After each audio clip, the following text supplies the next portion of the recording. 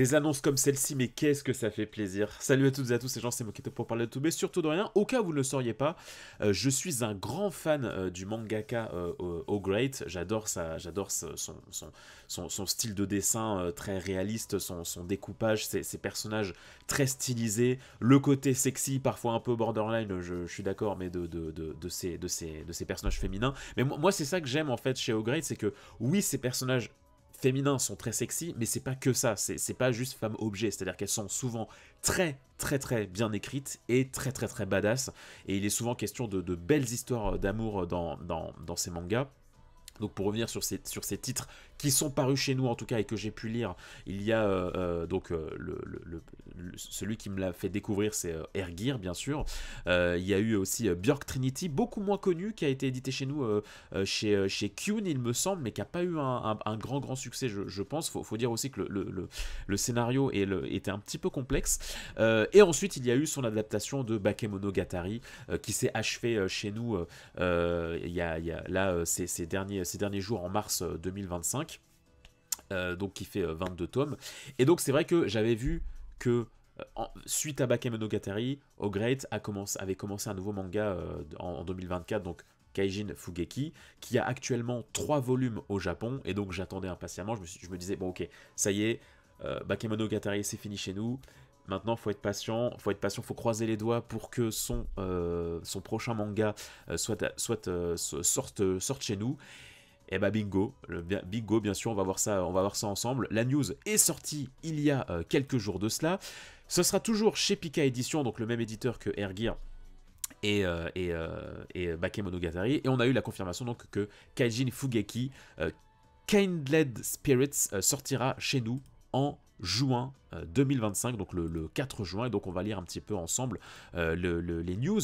Je suis sur le site de Naughty John, et donc on va lire un petit peu le synopsis. Dans un futur lointain, des catastrophes surnaturelles nommées nocturnes menacent la Terre sous la forme de créatures monstrueuses. Seul rempart face à elles, ceux qu'on appelle les Fugeki, des chamans qui dansent pour puiser l'énergie spectromagnétique qui confère aux dieux leur pouvoir, et ainsi exorciser ces calamités. Parmi eux, 2 jeunes hommes. L'un se nomme Jin et habite une bourgade de la campagne japonaise. L'autre s'appelle Gao et a fui son pays natal, l'Empire britannique, après avoir perdu une bataille contre la nocturne des typhons qui lui a arraché sa mère. Liés par le destin, tous deux vont s'allier pour empêcher la fin du monde. Alors, moi, je sais pas vous, mais moi, le synopsis me fait terriblement envie, cette espèce de mélange de folklore japonais et modernité.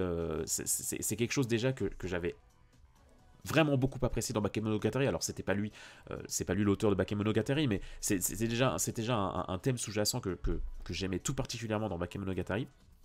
Et donc, mot de l'éditeur, une revisite ultra moderne des mythes et légendes folkloriques japonais. Kaijin Fugeki plonge le lecteur dans une société où les catastrophes naturelles prennent une dimension naturelle, forçant l'humanité à renouer avec des traditions ancestrales. J'adore. Le récit s'appuie sur un système de croyances où les danses sacrées deviennent une arme spirituelle contre les forces destructrices. Cette fusion entre rite et survie vient interroger sur la place du sacré dans un monde en crise. J'adore, vraiment. L'opposition entre Jin et Gao illustre 2 visions du monde. D'un côté, une approche enracinée dans la tradition et le devoir de perpétuer un savoir ancien, de l'autre une vision pragmatique et guerrière façonnée par la perte et l'exil. Leur alliance à la croisée des cultures souligne l'importance du dialogue et de l'adaptation face aux défis. Le poids du destin peut parfois être lourd à porter, et la résilience face aux désastres sera ici essentielle pour survivre. Un maestrat graphique inégalé, fidèle à son style unique, Great livre un univers visuel à couper le souffle. Les pages de Kaijin Fugeki regorgent de détails minutieux, aux compositions dynamiques et au design flamboyant. Les scènes de combat époustouflantes sont sublimées par un jeu d'ombre et de lumière saisissant, mettant en avant toute la puissance du trait de l'auteur. Et donc pour illustrer un petit peu ça, je me suis un petit peu baladé sur le Twitter de Great pour qu'on voit un petit peu quelques planches qui traduisent un petit peu tout ce que l'éditeur souligne. Et effectivement, enfin voilà, vous voyez la puissance des traits de cet auteur, c'est absolument sublime.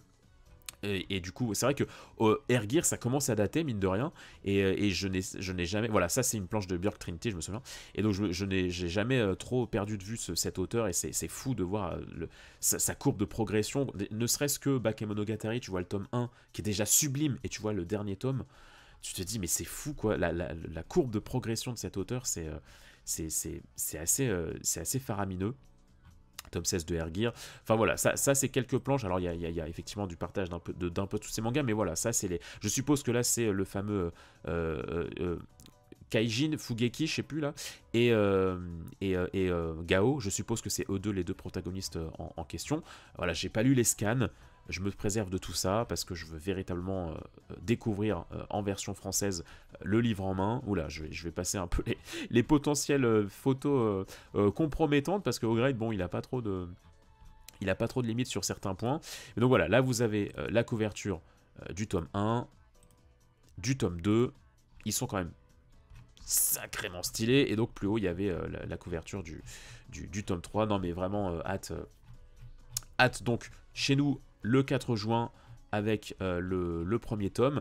Et si jamais aussi, news supplémentaire que je me permets de glisser dans cette vidéo actualité, si jamais ça peut vous intéresser aussi, il y a Pika Édition qui a annoncé une version perfect, donc une version rééditée de Air Gear, qui s'intitulera Air Gear Unlimited, donc qui vraisemblablement tiendra en 19 tomes, donc ce qui fait, je pense qu'un tome, ça sera l'équivalent de 2 tomes simples, puisque le tome, la série originale fait 37 volumes, si je ne dis pas de conneries, donc si la version réédition fait 19 volumes, c'est que je pense que ça fera double, ça fera des volumes doubles, l'équivalent de volumes doubles.